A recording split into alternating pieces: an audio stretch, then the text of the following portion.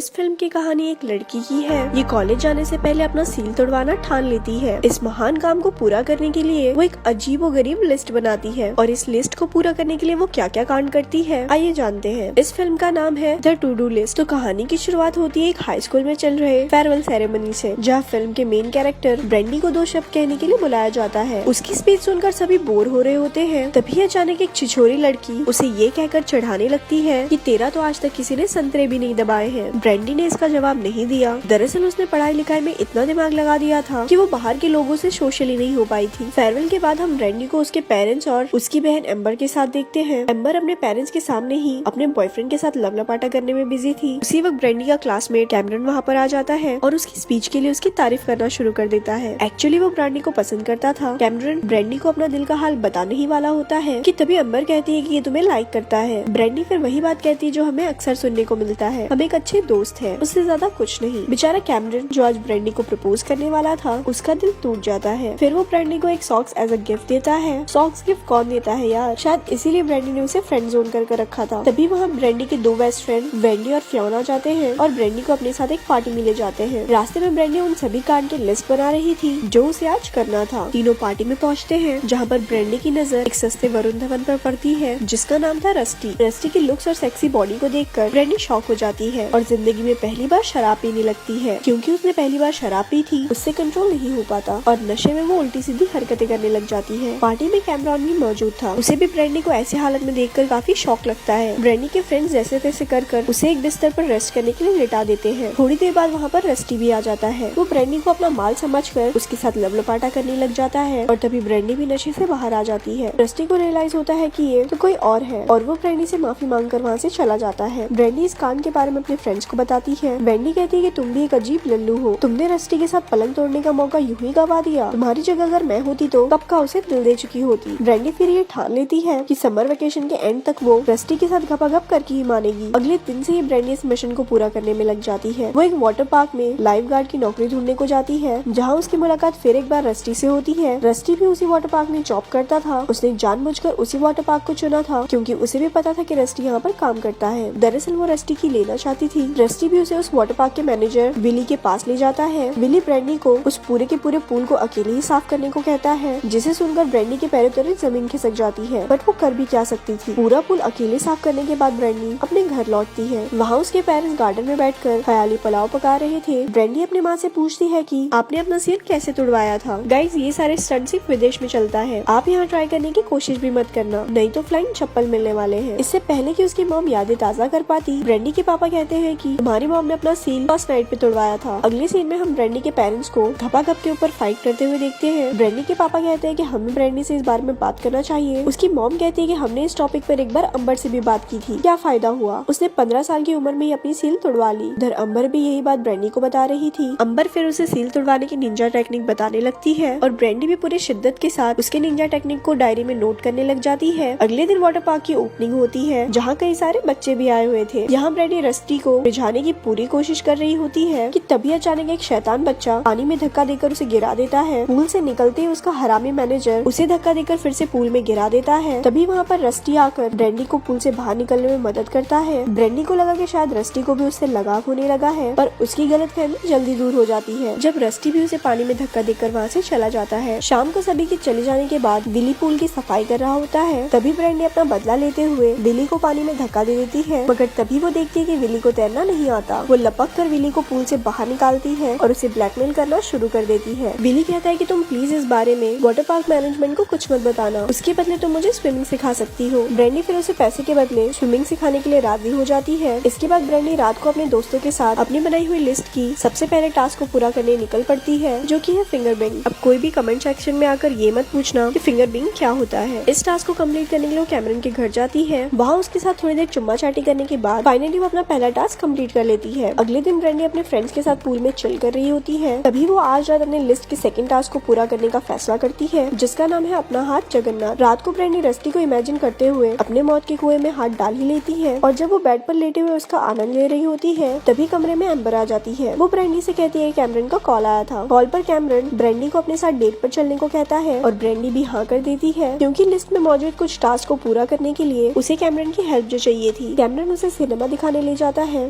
दोनों थिएटर में भाई की फिल्म देख रहे होते हैं। भाई की मूवी देखते देखते ब्रेंडी को नींद आने लगती है कि तभी उसे अपने लिस्ट की टास्क याद आ जाती है। वो अपने हाथ से कैमरन के छोटे चेतन को सहराना शुरू कर देती है। कैमरन भी मूवी देखने का नाटक कर रहा होता है, बट डीप इनसाइड वो भी इसका आनंद ले रहा होता है। अगले दिन फिर से ब्रेंडी पूल पर रस्टी को रिझाने के लिए बिकनी पहन कर आती है और वो रस्टी को इम्प्रेस करने के चक्कर में बच्चों वाली राइड पर एंजॉय करना शुरू कर देती है। एक वाटर राइड के दौरान अचानक ब्रेंडी के साथ ये हो जाता है जिसकी वजह से उसके खरबूजे आजाद हो जाते हैं। ब्रेंडी को ये बात पूल से बाहर आने के बाद पता चलता है और वो पानी में तैरते हुए अपने कपड़े को लेने ही वाली होती है कि पूल में मौजूद कुछ शैतान बच्चे उसके कपड़े को लेकर खेलने लग जाते हैं। कोई चारा ना होने की वजह से ब्रेंडी ऐसे ही पूल के बाहर आ जाती है जहाँ रस्टी भी इस नजारे को देख रहा था। कुछ देर बाद ब्रेंडी विली को स्विमिंग सिखा रही होती है, तभी वहाँ उसकी बहन एम्बर आ जाती है। एम्बर की खूबसूरती देखकर विली उसके ऊपर दाना डालने की कोशिश करता है, पर एम्बर कहाँ उस लल्लू नाम से सेट होने वाली थी। इधर रस्टी अपने कुछ दोस्तों के साथ बैठकर बातें कर रहा होता है और ब्रेंडी अपने कुछ दोस्तों के साथ। ब्रेंडी फियोना से कहती है कि जरूर रस्टी मेरे ही बारे में अपने दोस्तों के साथ बात कर रहा है। वेंडी फिर एक बच्चे को रस्टी के पास उनकी बातें सुनने को भेजती है। इधर सेम टू सेम रस्टी को भी ऐसा लगता है कि ब्रेंडी अपने दोस्तों के साथ उसके बारे में ही बात कर रही है, तो वो भी एक बच्चे को ब्रेंडी के पास उसकी बातें सुनने को भेजता है। लेकिन बच्चे तो ठहरे बच्चे, वो आम की जगह इमली सुन लेते हैं। ब्रेंडी ने जिसे खबरी बनाकर रस्टी के पास भेजा था वो कहता है कि रस्टी सैटरडे को एक क्लब में गाना गाने वाला है। इधर रस्टी का खबरी भी उसे गलत इन्फॉर्मेशन देता है कि अगर तुम पाइनएप्पल का जूस पियोगे तो ब्रेंडी तुम्हारा मुंह में लेगी। तभी पूल से कैमरन बाहर निकलता है और ब्रेंडी को एक बार फिर से अपने साथ डेट पर चलने को कहता है। ब्रेंडी इस बार भी हाँ कर देती है। अगले सीन में हम ब्रेंडी को उसके दोस्तों के साथ एक पब में रस्टी का इंतजार करते हुए देखते हैं, बट रस्टी वहाँ पर आता ही नहीं क्योंकि ब्रेंडी के खबरी ने उसे गलत इन्फॉर्मेशन दिया था। ब्रेंडी फिर उस पब में आए कुछ बैंड मेंबर्स को अपने साथ वाटर पार्क में ले जाती है और उनके साथ घपाघप तो नहीं पर कुछ कुछ ऊपर ऊपर से करना शुरू कर देती है। ब्रेंडी की आहट सुनकर वहाँ पर विली भी आ जाता है और ये सब चल रही कांड को देखकर ब्रेंडी को खूब खरी खोटी सुनाता है। इधर हम कैमरन को देखते हैं जो कि अपनी डेट के लिए ब्रेंडी को पिकअप करने आया था, लेकिन ब्रेंडी तो कहीं और ही गुल खिला रही थी। ब्रेंडी के पेरेंट्स उसे उसके रूम में वेट करने को कहते हैं। वेट करते करते कैमरन को ब्रेंडी की टू डू लिस्ट मिलती है। उस लिस्ट को देखने के बाद कैमरन को समझ आ जाता है कि ब्रेंडी उससे प्यार नहीं करती, वो तो सिर्फ अपने टास्क को कंप्लीट करने के लिए उसका यूज कर रही थी। बेचारे कैमरन के दिल के 100 टुकड़े हो जाते हैं क्योंकि कैमरन ब्रेंडी को सच में लाइक करता था। थोड़ी देर बाद ब्रेंडी भी गुलछड़े उड़ाने के बाद अपने घर लौटती है और कैमरन को अपने कमरे में देखकर काफी शॉक हो जाती है। कैमरन भी उसपे काफी गुस्सा होता है और पूछता है कि तुमने मेरे साथ ऐसा क्यों किया। ब्रेंडी के पास बोलने के लिए कोई शब्द नहीं था, इसीलिए कैमरन वहाँ से चला जाता है। ब्रेंडी को कैमरन के लिए काफी बुरा लग रहा था और अगले दिन वो अपने दोस्तों को इस बारे में बताती है, लेकिन उसके दोस्त कहते हैं जो हुआ सो हुआ, भूल जाओ उस देवदास को, तुम सिर्फ अपने लिस्ट पर ध्यान दो। भूल गई रस्टी के सिक्स पैक को। इधर कैमरन भी अपना दुख अपने दोस्त डफी को सुनाता है। डफी को ब्रेंडी काफी इंटरेस्टिंग लगती है और वो उसे अपने घर पर इनवाइट करता है। पहले तो वो ब्रेंडी को समझाने की कोशिश करता है कि कैमरन के साथ जो उसने किया वो गलत है, बट थोड़ी ही देर बाद वो हरामी ब्रेंडी के साथ फ्लर्ट करना शुरू कर देता है। ब्रेंडी डफी के गले पर एक लव बाइट देखती है और वो उसे पूछती है कि ये कैसे हुआ। डफी कहता है कि मैं इसे एक्सप्लेन नहीं कर सकता, अगर तुम्हें जानना है तो मैं ये तुम्हें करके दिखा सकता हूँ। फिर दोनों नीचे जमीन पर ही ऊपर ऊपर से घपाघप करने लग जाते हैं। अगले दिन डफी अपने दोस्त डेरी को ब्रेंडी के लिस्ट के बारे में बताता है, जिसके बारे में जानकर डेरी का छोटा चेतन भी ब्रेंडी के साथ एंजॉय करने की जिद करने लग जाता है। डेरी ने भी ठीक वही किया जो डफी ने ब्रेंडी के साथ किया था। अब ब्रेंडी को अपने अगले टास्क को कंप्लीट करने के लिए कैमरन की याद आती है, तो वो उसे फोन लगाती है, बट कैमरन फोन नहीं उठाता। तभी वेंडी और फियानो उसे शाम को अपने साथ फिल्म दिखाने ब्रेंडी को पिकअप करने के लिए उसके घर आते हैं। तभी वेंडी की नजर ब्रेंडी की लिस्ट पर पड़ती है और उसे पता चलता है कि ब्रेंडी ने डफी के साथ भी ढोल बजाया है। एक्चुअली वेंडी डफी को लाइक करती थी और इसी वजह से ब्रेंडी के साथ उसकी बहस हो जाती है। अगले दिन हम ब्रेंडी को वाटर पार्क में देखते हैं। उस वाटर पार्क को किसी राइवल वाटर पार्क वालों ने गंदा कर दिया था, सो ब्रेंडी, रस्टी और विली रात को उस राइवल वाले के साथ बदला लेने जाते हैं और उसमें वो सक्सेस भी हो जाते हैं। मिशन सक्सेसफुल होने के बाद फाइनली ब्रेंडी और रस्टी एक दूसरे के साथ लव लपाटा करते हैं। अगले दिन उस वाटर पार्क का ओनर अपने पूल की हालत देखकर उसकी आतामाजी सटक जाती है और तभी उसे पार्क की गेट पर एक कपड़ा टंगा हुआ दिखाई देता है। उस कपड़े के पीछे ब्रेंडी का नाम लिखा हुआ था। वो तुरंत विली के पास जाता है और उसे ब्लैकमेल करने लगता है कि अगर उसने ब्रेंडी को काम से नहीं निकाला तो वो उसकी कंप्लेंट मैनेजमेंट से कर देगा। ना चाहते हुए भी विली ब्रेंडी को काम से बिना लात मारते हुए निकाल देता है। सैड ब्रेंडी चली अपने मौत के कुएं में उंगली करने कि तभी कमरे में उसकी माँ आ जाती है। वो उसे एक लोशन देती है और उसे कहती है कि अपने मौत के कुएं पर लगाया करो, जिससे तुम्हें दर्द नहीं होगा। एक्साइटमेंट में आकर ब्रेंडी रस्टी को फोन लगाती है और उसे अपने साथ डेट पर चलने को पूछती है। रस्टी भी कहाँ इस मौके को गंवाने वाला था, तो वो भी डेट पर चलने के लिए राजी हो जाता है। इधर अंबर ब्रेंडी को डेट पर जाने के लिए ऐसे तैयार कर रही होती है जैसे मानो उसकी शादी हो। साथ ही साथ वो उसे कुछ सीक्रेट टिप्स भी देती है। फाइनली ब्रेंडी रस्टी से डेट पर मिलती है और फिर दोनों एक कार में कबड्डी खेलने का प्लान बनाते हैं। दोनों खेलना शुरू करते हैं, लेकिन तभी रस्टी की फुलझड़ी 2 मिनट में ही फुस हो जाती है। जाहिर सी बात थी कि ब्रेंडी को इस बात से बिल्कुल भी खुशी नहीं हुई और वो रस्टी से काफी अपसेट हो जाती है। ब्रेंडी सोच रही होती कि जिसके लिए उसने इतने पापड़ बेले वो तो किसी काम का भी नहीं निकला। तभी उसकी नजर एक दूसरे कार पर पड़ती है जिसमें उसके डैड उसकी मॉम के साथ घपाघप कर रहे थे। वो रस्टी से कहती है कि जितनी जल्दी हो सके यहाँ से चलो और यहाँ पर ब्रेंडी के पेरेंट्स भी घर जाने के लिए निकल पड़ते हैं। घर पर आकर ब्रेंडी को एक और शॉक मिलती है जहाँ एम्बर विली के साथ पलंग तोड़ रही थी। तभी दरवाजा खुला होने की वजह से उसके पेरेंट्स सीधा अंदर आ जाते हैं। मतलब गाइस सोचो ये अमेरिका है इसलिए ये सब चलता रहता है। अगर इंडिया होता तो बाप पहले गोली मारता फिर पूछता कि ये तूने क्या किया। खैर इधर ब्रेंडी अपने दोस्त वेंडी और फियोना के घर जाती है और उससे अपनी गलती के लिए माफी भी मांगती है। फिर तीनों एक बार फिर से अच्छे दोस्त बन जाते हैं। यहाँ सीन स्विफ्ट होकर दिखाया जाता है कि ब्रेंडी को जॉर्जटाउन यूनिवर्सिटी में एडमिशन मिल गया है जहाँ उसकी मुलाकात एक बार फिर से कैमरन से होती है। दोनों थोड़ी देर बातें करते हैं और फाइनली एक दूसरे के साथ पलंग तोड़ते हैं और कई तरह की पोजीशन में कबड्डी खेलने के बाद फाइनली ब्रेंडी की टू डू लिस्ट में लिखे सारे चीज कंप्लीट हो जाते हैं। और दोस्तों इसी के साथ ये मूवी यहीं पर खत्म हो जाती है। ऐसी और स्टोरी सुनने के लिए हमारे पेज को लाइक करें।